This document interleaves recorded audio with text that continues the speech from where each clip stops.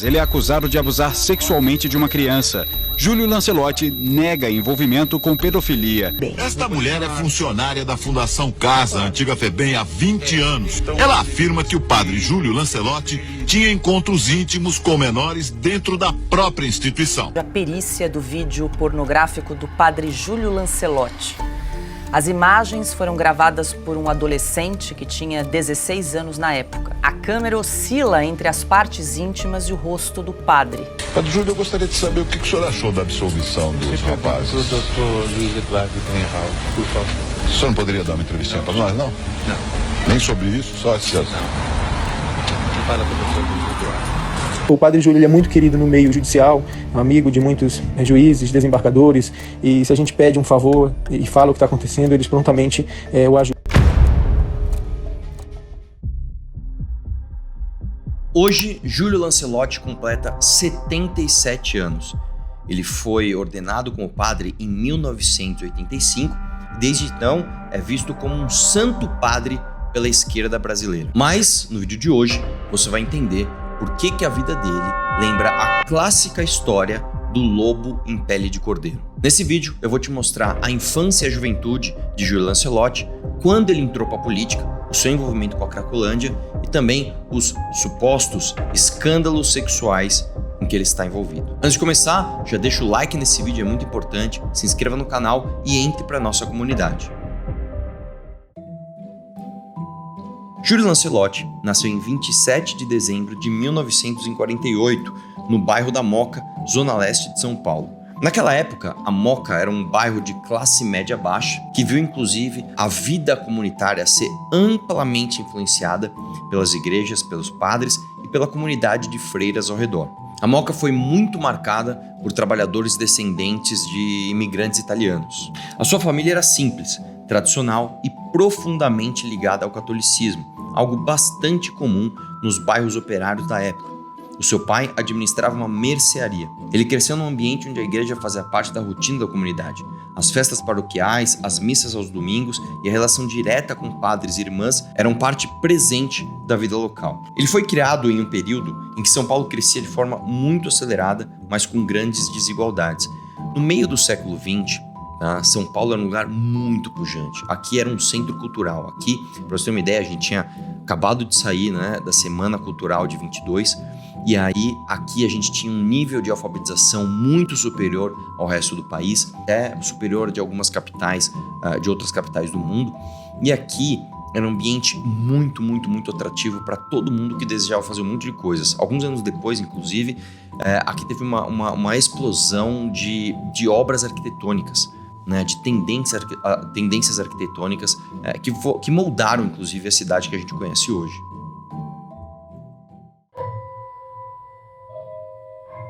Em entrevistas, Lancelotti sempre lembra que sua infância foi cercada por disciplina familiar, mas também pelo testemunho de vida comunitária, vizinhos que se ajudavam, crianças brincando na rua e um senso de pertencimento que moldaria muito da sua atuação futura. Sempre incentivado pelos seus pais a se envolverem em trabalhos sociais, foi ao seminário pela primeira vez quando ainda era um pré-adolescente, mas desistiu de continuar por conta da pressão e violência que diz ter sofrido. Eu fui a primeira vez para o seminário, eu era muito pequeno, eu era pré-adolescente e eu não aguentei porque era muito rígido, eu apanhei de vara, fiquei ajoelhado no milho e essas coisas. Aí eu vim embora, não aguentei.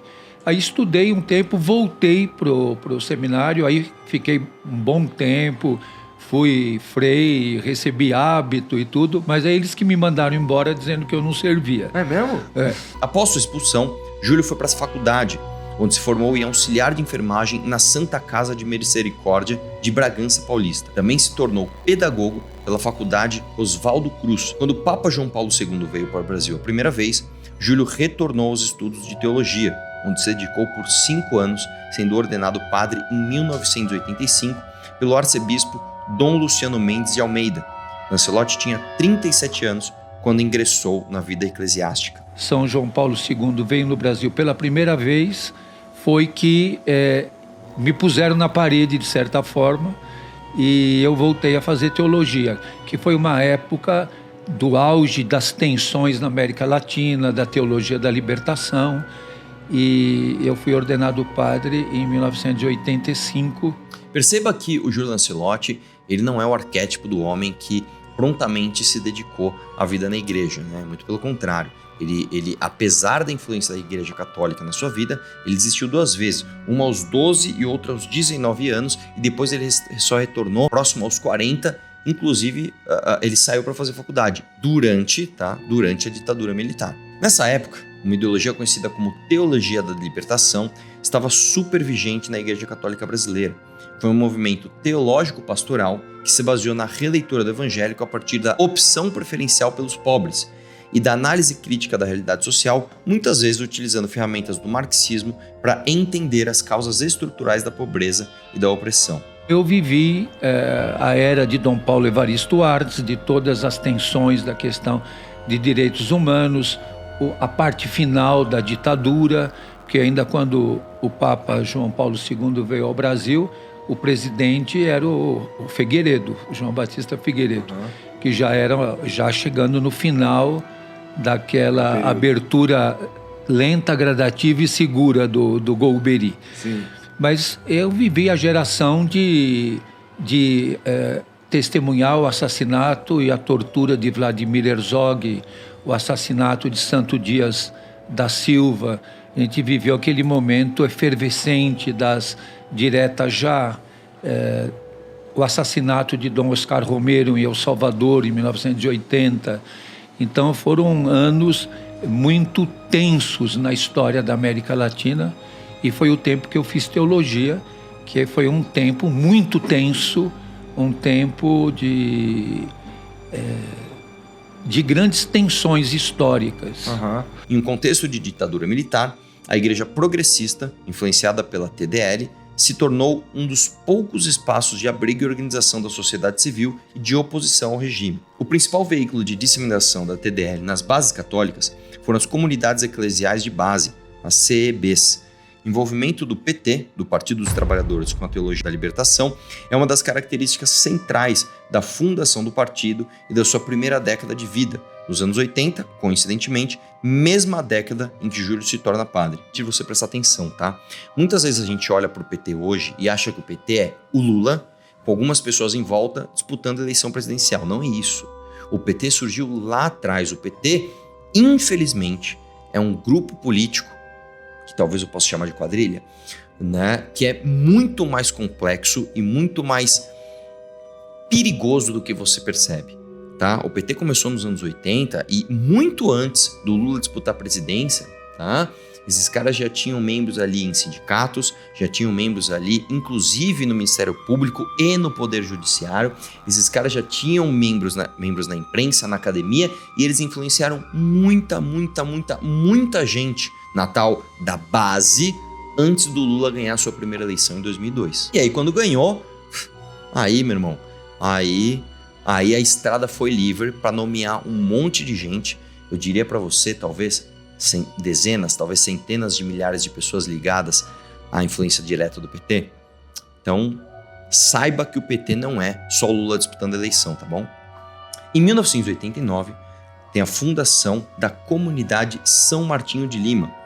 4 anos após sua ordenação, ele foi um dos fundadores da comunidade Povo de Rua do São Martinho de Lima, um dos seus primeiros e mais significativos abrigos para moradores de rua. Outra coisa importante deixar claro é o seguinte: no Brasil, principalmente antes do Ministério da Saúde, tá? Essencialmente, a saúde pública era cuidada pelas Santas Casas e pelas comunidades que faziam um trabalho majoritariamente voluntário, tá? Então, nos anos 80, aqui mais especificamente em 1989, com a Constituição recém-criada, com o SUS recém-criado, ainda você tinha uma tradição gigantesca nesse tipo de acolhimento. Hoje em dia, as coisas são muito diferentes. Inclusive, é muito comum você ver em grandes prefeituras, e obviamente aqui em São Paulo, as casas de acolhida, que não são só albergues. Tem lugares para as pessoas em vulnerabilidade social dormir, deixar os seus animais de estimação, tem ali horário para refeição de dia, de noite, tem horário para dormir, tem horário para acordar, tem chuveiro, tem assistência social, tem atividades em conjunto. É um conjunto de ações de acolhimento do jeito que deve ser feito. A partir desse trabalho, o padre solidificou sua presença constante nas ruas, distribuindo alimentos e prestando assistência, o que seria a marca da sua atuação nas décadas seguintes. E eu vou te falar uma coisa, hoje em dia, este modelo, né, de você distribuir comida nas ruas, ele está ultrapassado. Inclusive, muitas vezes ele é mais prejudicial do que virtuoso. Eu vou te explicar o porquê. Quando você faz aquela fila de pessoas e você distribui comida para essas pessoas, muitas vezes você incentiva pessoas que estão longe da sua casa quebrarem os seus vínculos afetivos para estarem lá, pegar um prato de comida, talvez um cobertor e continuarem largados nas ruas. O atendimento social da maneira correta, isso não é minha opinião, tá? Isso é factual. Se você ver qualquer estudo que trata desse assunto de forma séria, você vai ver que, em primeiro lugar, você tem que preservar os laços afetivos daquela pessoa. Pessoas em situação de vulnerabilidade, geralmente, estão nesse caso por conta de laços afetivos quebrados. E a partir dali, você precisa de uma assistência completa social. Você precisa dar comida, é claro, mas você precisa ter também horário para dormir, horário para acordar, como eu falei, assistência social, um ambiente educacional. Você precisa de várias questões, tá? De forma pulverizada, que por mais que não favoreça, né, você tirar uma fotinho bonita e aparecer ali num jornal, como se você fosse uma pessoa muito bondosa para aquela fila de pessoas, é muito mais importante você fazer isso de forma pulverizada, tá? Do que você concentrar essa demanda, como eu falei mais uma vez, quebrando os laços afetivos dessas pessoas dos seus locais de origem.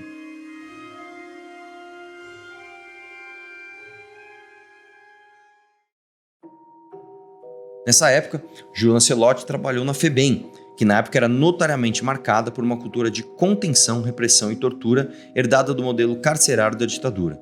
Padre Júlio se tornou uma das vozes mais incisivas na denúncia das violações dos direitos humanos sofridas pelos adolescentes internados. O padre costumava atuar diretamente nas rebeliões que eram frequentes nas unidades da FEBEM, buscando mediar conflitos e proteger a integridade física dos internos. Sua presença era vista pelas autoridades como incômodo, chegando a ser criticado por figuras públicas por supostamente causar rebelião. E aqui eu vou te trazer o primeiro caso muito controverso do senhor Júlio Lancelotti, o famoso caso da Pajero. A polícia de São Paulo abriu um inquérito nessa quarta-feira contra o padre Júlio Lancelotti. Ele foi acusado de ter cometido abuso sexual contra o adolescente dentro do abrigo que dirige, o Casa Vida. O suposto abuso na Casa Vida, em 1999 e 2000, nunca foi um escândalo na época. Ele só veio à tona em 2007 como parte de uma chantagem. Não existe registro de investigação aberta em 99 nem em 2000 e o padre sumiu dos holofotes por uns meses em 99, mas ninguém explica oficialmente o motivo. Segundo as fontes oficiais, de 2004 a 2007, Padre Júlio começa a ser extorquido por um ex-interno da FEBEM, hoje Fundação Casa, o Anderson Batista e a sua esposa. Eles ameaçavam acusá-lo de pedofilia se ele não pagasse. Ele acabou dando uns 56 mil reais no total, inclusive financiando uma Pajero pro cara. Em outubro de 2007, o padre denuncia a extorsão para a polícia. Anderson lembra que os dois foram juntos comprar um Jeep de luxo que o padre deu para ele. Você vê, ele foi comigo na loja comprar a Pajero. Veja bem, ele foi fiador da Pajero. Ele deu um cheque de 35 mil e financiou 30 mil. Como que uma pessoa que é extorquida vai lá com você comprar um carro de livre espontânea vontade? Entendeu? Como que vai no velório do seu filho? Como que vai na sua casa? Ele estava presente na minha vida a todo momento.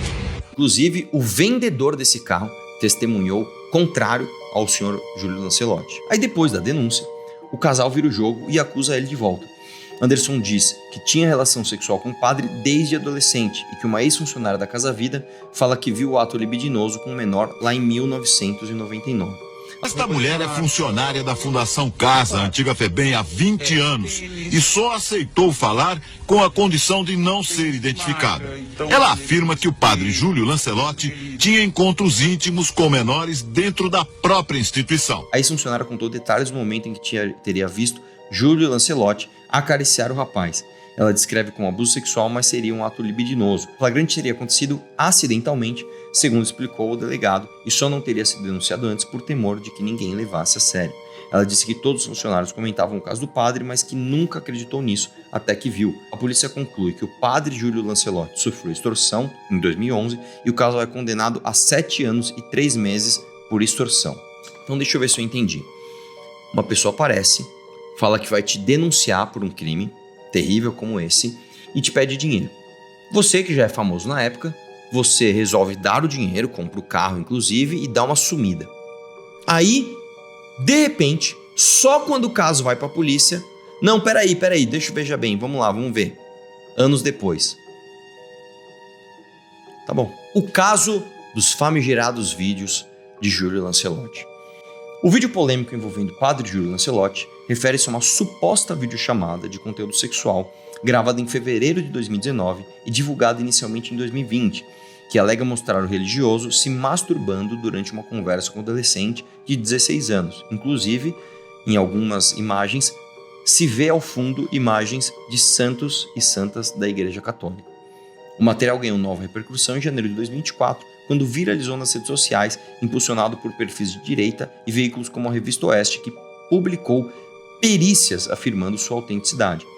Em 2020, o perito Onias Tavares de Aguiar concluiu um laudo de 172 páginas que o material era autêntico, enquanto em 2024, Reginaldo e Jaqueline Tirotti reforçaram essa visão em uma análise de 79 páginas para a Revista Oeste, examinando frames, áudio e características faciais. Por outro lado, o perito Mário Gaziro, contratado por veículos como Fórum e Estadão, produziu um relatório de 12 páginas apontando indícios de manipulação digital, como swap de rosto e falhas de integridade, contestando laudos anteriores e processando os Tirotti por suposta fraude. Então veja, o que foi pedido, nada mais foi do que esse vídeo é correto, tá certo? Tem montagem, tem alguma coisa que possa denegri-lo? Segundo, tem como identificar o pseudo-indivíduo, como sendo uma determinada pessoa? Então, 2 etapas. Primeira etapa, foi verificado, passado pelos softwares adequados, para poder verificar se tinha algum tipo de montagem naquele material. Não encontramos. Perfeito. Então, para nós, o vídeo não tem nada que diga que, olha, houve uma montagem. Pois muito bem. Aí depois parte-se para um reconhecimento, onde nós chegamos a uma conclusão de convergência de imagens. É óbvio que isso é uma opinião técnica da nossa parte, uma fundamentação feita por nós. O que é avaliado? São pontos do rosto? Cenário? A gente fez a análise prosopográfica. A imagem, aquela famosa que todo mundo está mostrando lá. A gente fez a análise prosopográfica. E aí, tendo em vista a verificação de convergências do rosto, eu achei prudente a gente também fazer uma investigação paralela, que seria no Instagram. Ele tem um Instagram com muitas fotos, então, tendo em vista a conclusão dele de convergência facial na análise prosopográfica, quem fez foi ele, análise prosopográfica, eu pensei, eu tenho que ter muita certeza, eu vou tocar no vespeiro. Claro. Então eu não vou soltar esse parecer sem ter muita certeza. Então eu fui até o Instagram do padre e rolei as 19 mil fotos, a fim de verificar se o cenário correspondia. Então eu tive cuidado de também fazer essa análise do cenário. O que aconteceu nesse caso, e você lembra muito bem? Quando eu estava fazendo campanha para a Prefeitura de São Paulo, eu falei de descentralizar o atendimento social. O padre Júlio Lancelotti, ele veio me xingar, me chamando de higienista, falando que eu queria promover gentrificação na região do centro. Inclusive, ele fez ações ligadas à ONG Craco Resiste, contrários aos meus vídeos denunciando que a Cracolândia no centro de São Paulo, com mais de 400 pessoas, era um absurdo.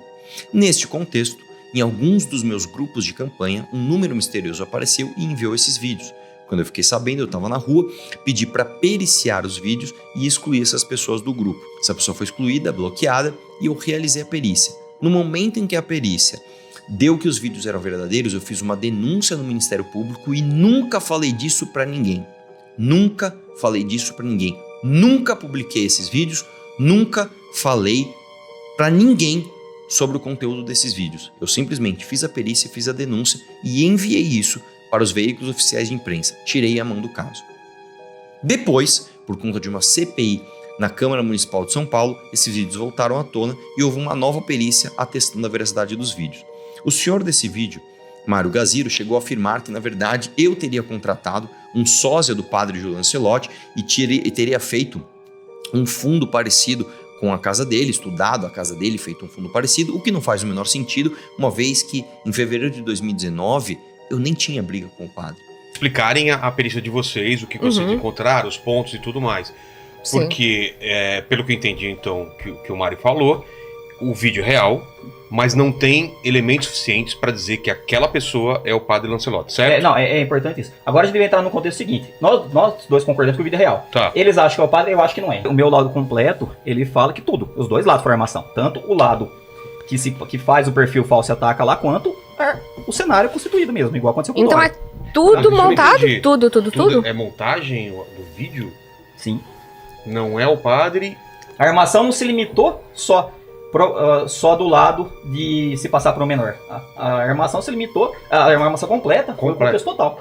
Tá, então vamos lá. Então teve um roteiro cinematográfico, né? A gente tem uma conversa montada, então é tudo? Seria tudo? E o vídeo montado? Sim. E quantos elementos convergentes que a gente tem? Mas, depois, em entrevistas do Vilela, ele mesmo assumiu que não, realmente os vídeos poderiam sim ser verdadeiros. Você falou num vídeo seu que a gente fez uma denúncia falsa. Você nos acusou de fazer uma denúncia falsa. O perito que você usou como base veio aqui e falou que era o Júlio Lancelotti nos vídeos. Você acha realmente que eu contratei um sósia e fiz um estúdio igual dele, a casa dele? Arthur, você se orgulha de ter chamado um padre de cafetão da miséria e de distorcer uma história? Responde a pergunta, velho. Você acha... Vamos lá, é uma pergunta objetiva. Você acha que eu contratei um sósia ou você acha que é o Júlio Lancelotti?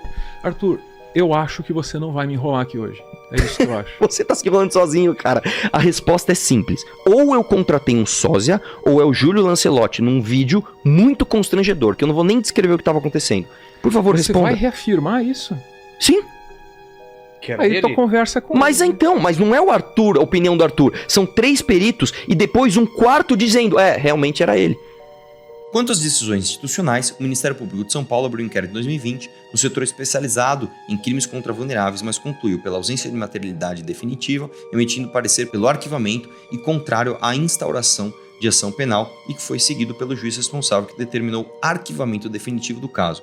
Em 2024, apesar da nova onda de divulgação, não houve abertura de investigação criminal pelo Ministério Público ou Judiciário, com foco permanecendo em apurações internas da Arquidiocese de São Paulo, que também arquivou o processo por 2 vezes, em janeiro e novembro de 2024, por falta de provas convincentes informando o Vaticano.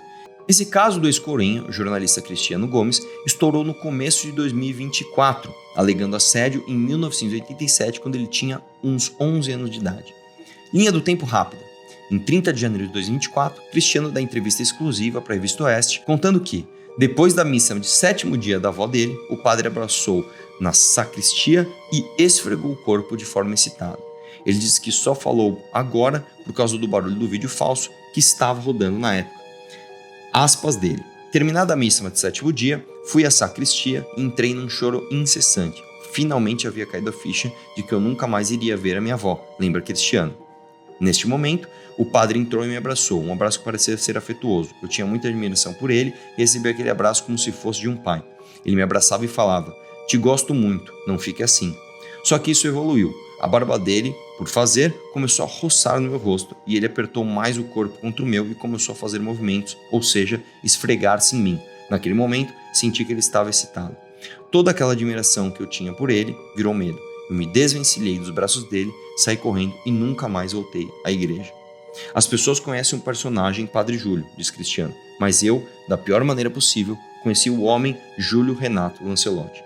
Sobre o tempo em silêncio, Cristiano afirma que só teve coragem de falar sobre o caso de assédio sexual depois que seu pai morreu em 2012. Havia um misto de vergonha e medo. Não é fácil, ninguém sente orgulho em falar que foi assediado. Eu era uma criança, seria minha palavra contra dele, que certamente falaria que eu estava abalado com a morte da minha avó e não tinha feito nada daquilo. Em fevereiro de 2024, a Arquidiocese de São Paulo reabre a investigação interna que tinha arquivado uma anterior sobre o vídeo. O padre nega tudo, chama de falso e diz que é ataque político. nessa questão desse vídeo, a primeira questão, não existe interlocutor. Isso passou pela Polícia Civil, pelo Ministério Público, passou pela Justiça. Porque é uma montagem, é um deepfake. Não há o interlocutor. E isso está eu lembrei aquela questão do deepfake, porque o servidor é no Uruguai. Foi o que eu imaginei. Eu passei pela Polícia Civil, pelo Ministério Público e pela Igreja, por perícias. A Arquidiocese contratou perito, assim como os deputados que queriam me acusar e os vereadores contrataram os seus peritos. A revista Fórum contratou outros peritos. A Arquidiocese arquiva o caso de vez. Diz que investigou direitinho, mas não foi possível confirmar a verossimilhança das denúncias, ou seja, zero prova concreta, arquivado por falta de elementos. Até hoje não virou processo criminal. O padre segue trabalhando normal. Só agora, em dezembro de 2025, a Arquidiocese mandou para ele parar as lives da missa por outro motivo. Nada a ver com isso.